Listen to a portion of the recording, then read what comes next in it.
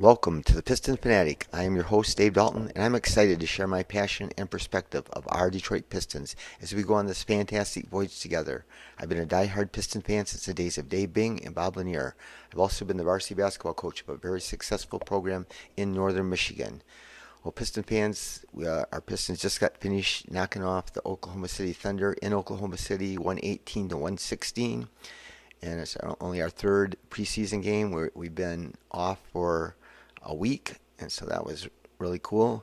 We're going to talk about that. We're also going to talk about Monty Williams and more about how he sees and how he thinks the rotation is going to play out, and some comments made by Cade and by Monty. And anyway, let's just go dive into it. But before we start talking about tonight's game, which is Thursday night, I just forgot to mention last time the coolest thing about the open practice was they kind of do a little hazing thing with the rookies, and they had them all dressed up, and Ausar was dressed up like Ken from the Barbie movie. It looked pretty cool. And then Sasser was, I think, dressed up like Scooby-Doo. But the funny thing was they showed a video up in the big screen, jumbo screen, and it showed and had Sasser look up at it, and they filled his car full of popcorn. And so they showed somebody opened the door and an avalanche of popcorn came out of his car. So that was pretty cool. So another thing I just wanted to mention real quick, there's going to be the NBA is going to be so much fun to watch this year, but I like the young teams. I like the teams, up and coming teams like our Detroit Pistons. I think a lot of fans all over the NBA are going to want to watch Cade and Ausar and Ivy and Duran and those guys play. And so, but I enjoy watching the Blazers. They have Scoot, and I love Shaden Sharp. Anthony Simons is one of the most, I think, underrated players in the NBA. He can just shoot the lights out. And then they have Jeremy Grant, who's a really good player, got paid a whole bunch of money, and DeAndre Ayton, who's a really good center. So they're going to be fun. The Rockets, who we don't like, but they got a lot of young players, and just the fact that, I'm really interested in watching Amen play. And he's been playing better. He knocked down 2 threes last game I watched him play. Cam Whitmore, he took off just a little bit past the free throw line, and he dunked over somebody. They ended up calling a charge on him, but he took off from way far back and just hammered it. So that was pretty cool.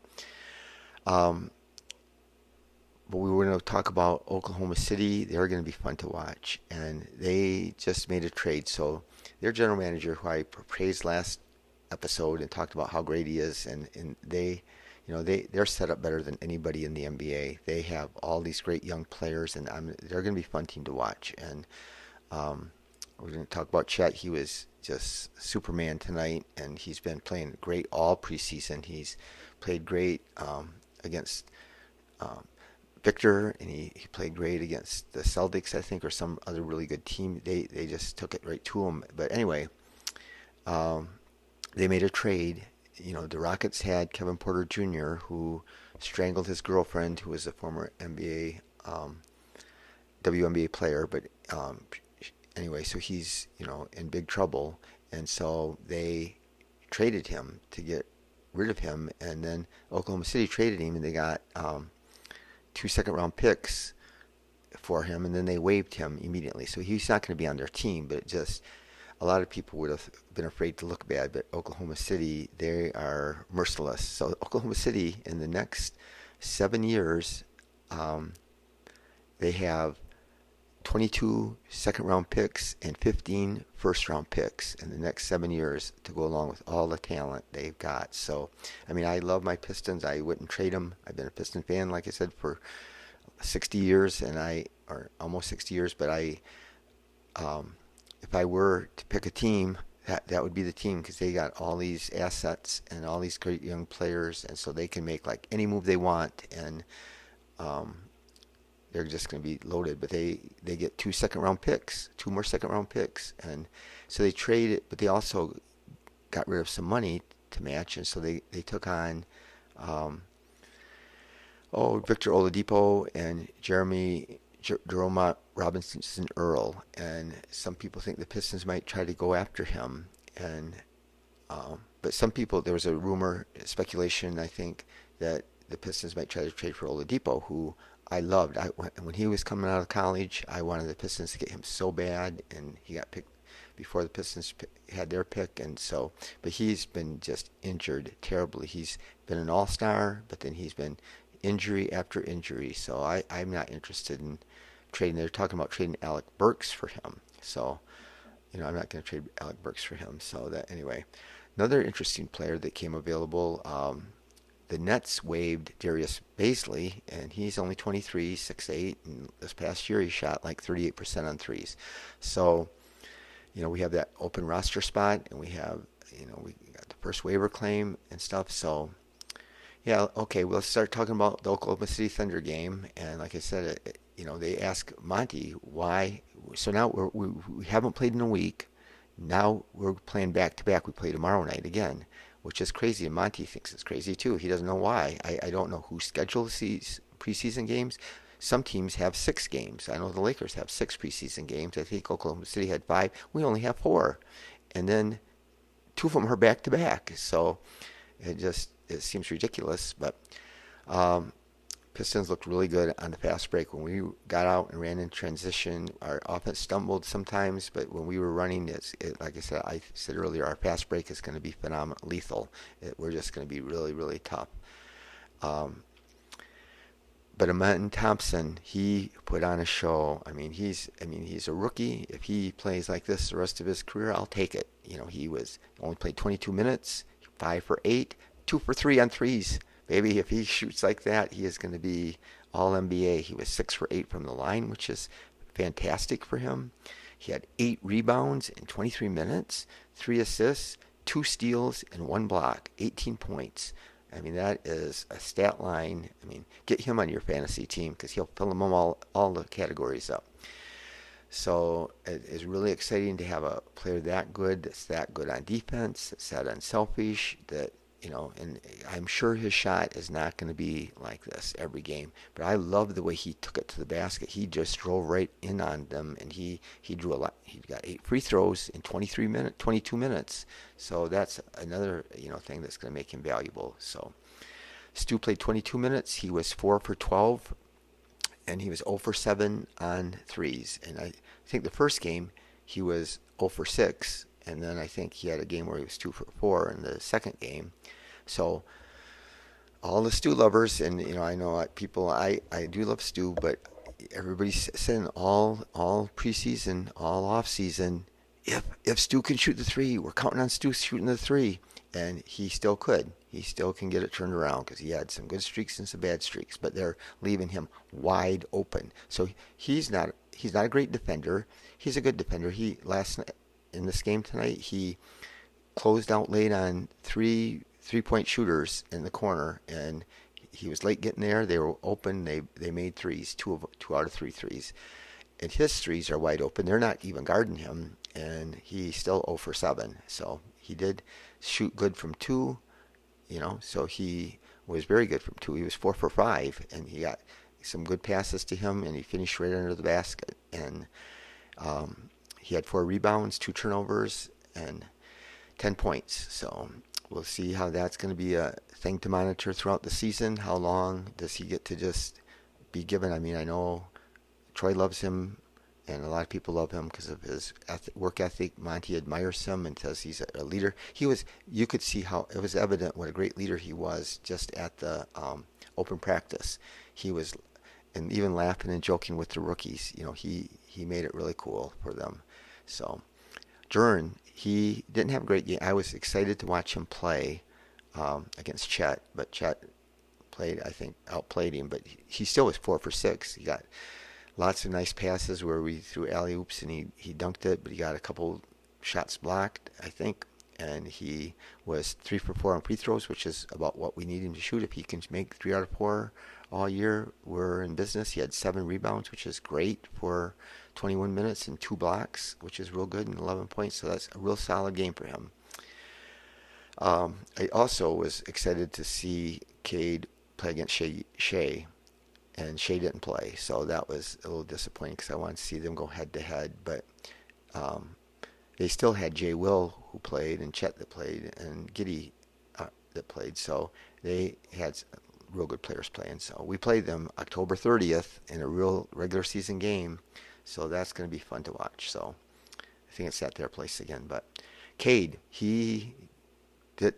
first half he couldn't get it going. He couldn't hardly get a shot off, or he didn't shoot very good. But he came on in the second half, which we saw him do last year. He only played 22 minutes, and he was 5 for 10, 2 for 3 on threes, and that's what we want to see. He didn't play in the second game, but in the first game he shot. He might have been 2 for 4 or something on threes, but he shot really well on threes in a low number of attempts, but he was really good. 2 for 2 on free throws. Cade's always been a great free throw shooter. 6 rebounds, 6 assists, 14 points. That's a great stat line, and that's a Cade Cunningham stat line when numbers all across the board. So that it was good to see him do that. So Killian got the start again over Ivy, and he played 21 minutes, and Monty's been praising him. He was 2 for 4. Didn't shoot very much. 1 for 3 on threes, which was nice that he made one. He didn't get any rebounds, but he had 2 assists and 8 points. Bagley, 16 points, so he was the first big guy off the bench, and he was 2 for 4 and 5 for 8 on free throws and 3 rebounds. So it's real hard for those guys. It's going to be hard. So that's why Monty's he's doing the best he can, trying to figure out who to play. But when you're only playing 16 minutes, and Wiseman played even less than that. I didn't write down Wiseman's stats. I accidentally forgot that. But Harris was really cool. Harris, 15 minutes, 3 for 5 shots, 3. He was 3 for 4 on threes, which the last game that he played, he shot really efficient from the 3. And so if he comes in all year and plays 15 minutes and can knock down those shots like that, I mean, it just seems like it's a layup for him. His shot is so perfect, and he's done it his whole life. He's done his whole career. He's been one of the best 3-point shooters in the NBA. He also had 2 rebounds, and it's a perfect role for him to play like 15. Maybe on some nights he might play a little bit more, but Ivy played 23 minutes, 6 for 12, and he was 1 for 4 on threes. So he's been struggling on his 3-point shot. He didn't play well in the first half, and he came back in the second half. I was really happy for him. I do think that I have no way of knowing how it's affecting him psychologically, not getting to start and all the people talking about him. But he seems to be coming out there. In the first half, he was just playing way too fast, and he turned the ball over 6 times, which is bad. But he had 13 points. I think most of them were in the second half, and he looked way more settled and calm in the second half. So he does, whatever your role is, you have to adjust to it. So hopefully he can, and I think Monty's going to still play him a good amount of minutes. Our boy Stanley Amude, he was 0 for 4, so he kind of crashed back down to earth after being so. He hardly missed in the first 2 games that he played. So Sasser, he played 26 minutes, more than anybody on the team. He was 5 for 12 and 2 for 7 on threes. It seemed like he was making shots. In the second half, when they took the starters, we got behind in the second quarter with our second team.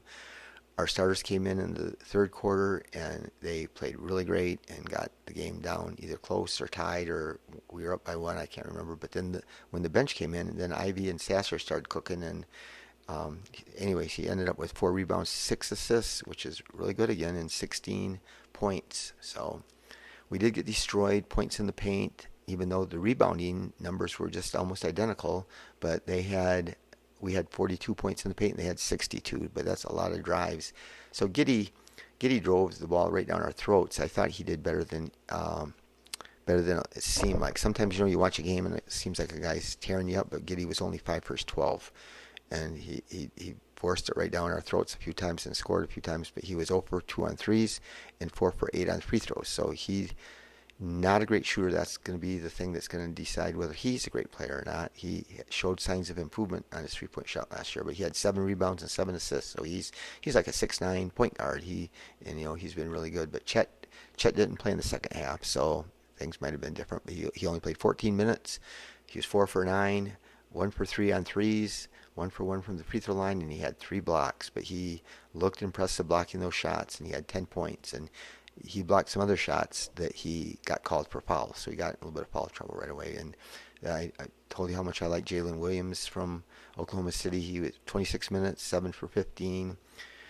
1 for 3 on threes, 5 for 5 from the line, 5 assists, 20 points. He can just do it all. But he looked really tough. So what we're really going to talk about now is the rotation. Again, there's just so much debate among Piston fans and podcasters and bloggers about what the rotation is going to be. And again, I've said that Monty doesn't know, and he had some comments recently that verified that it's going to be a work in progress. And so Monty um, said that I don't think that anybody anymore goes into the opening night feeling like they have to have all the answers. There's times where you can't figure out your team until 10 or 20 games into the season.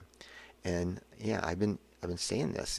It's going to be a changing thing. Things are going to change. Somebody's going to play, and then somebody's not going to play. Somebody's going to play great, and then somebody's going to get injured. So it's just going to be changing all the time. Maybe Ivy starts playing great. Maybe then they let him start, but maybe they just keep him at 6 man. Maybe that works. Um, there's a good chance that Bagley could be the first sub. I don't see once the regular season starts, they're not going to play three bigs. He's got to decide between Weissman and Bagley who's going to get those backup minutes, because there shouldn't be that many backup minutes. I think Duran should play at least 30 minutes, so that leaves 18 minutes at the most. So um, things are going to change even after 20 games. I mean, a lot of people say that 20 game marker is a good time to judge your team after the first 20 games, but I think that things still, Harris showed he can do things. Monty's promised Killian he's going to play, because Killian's played quite well. He didn't play as well tonight. The thing I can say about Killian, though, that is a little bit scary. I give him credit for playing well, and Monty loves him, but how many times over the last 3 years have we seen him have 2 or 3 good games in a row? And last year he had over a month that was really good in a row, and then he fell to pieces again. So that's hard to say. Sasser's impressing me, but who knows? Monty Morris is supposed to be the guy, the great backup point guard, and so he still didn't play. He's still injured, so maybe they'll be injured at the start of the season, and Sasser and Killian will get to show what they can do, and that's not, even Burks, he didn't play that much tonight. I didn't write down his stat line either, but um, so anyway, Monty said, you're still trying to win every game until you do that. But I think that there are teams in the league, the top teams, they've got it down. They know what their rotations are. They know what their team is.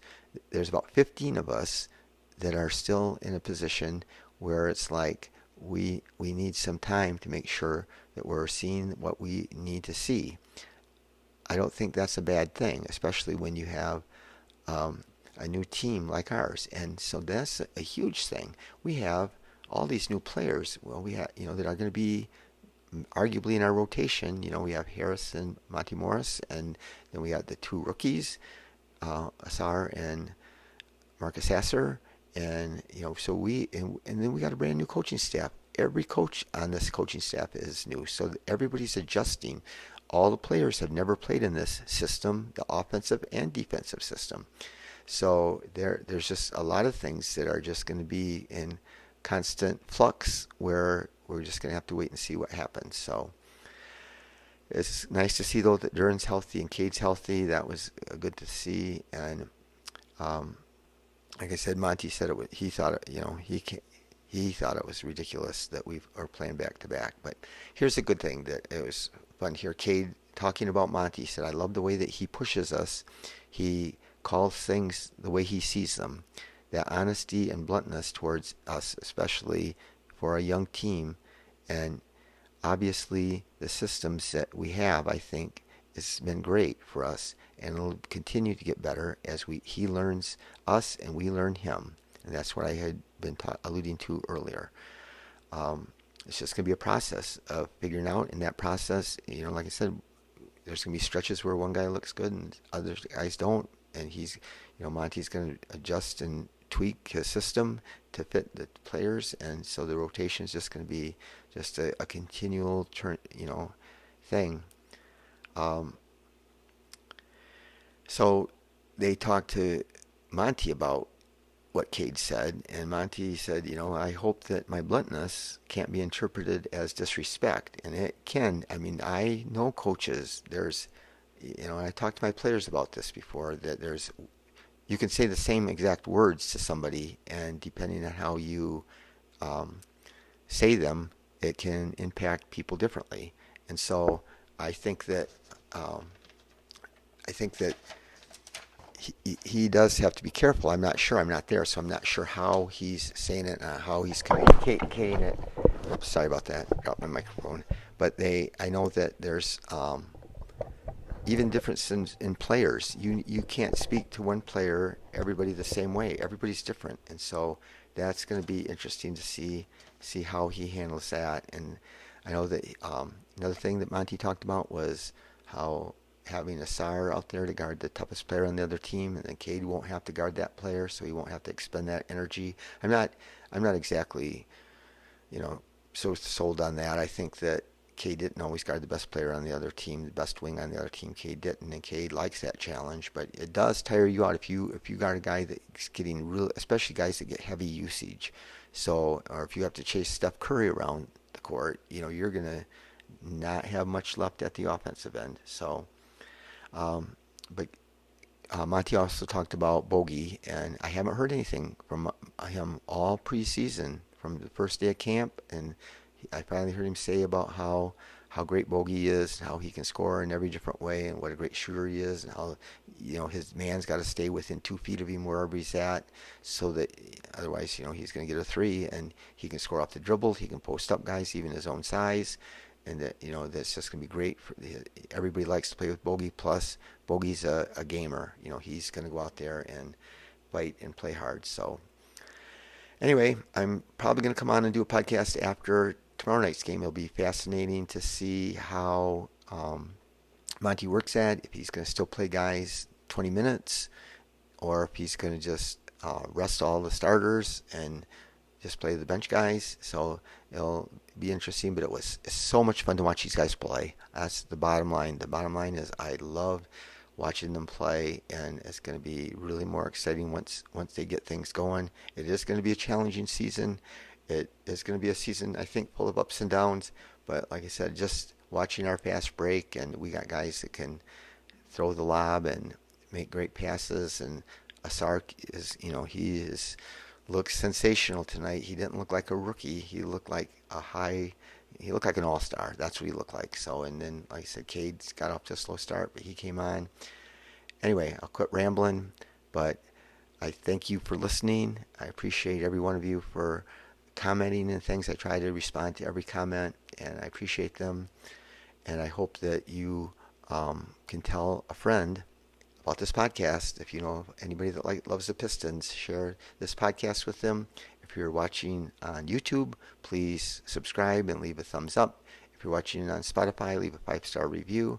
Be the reason that somebody feels loved and cared for, and go Pistons.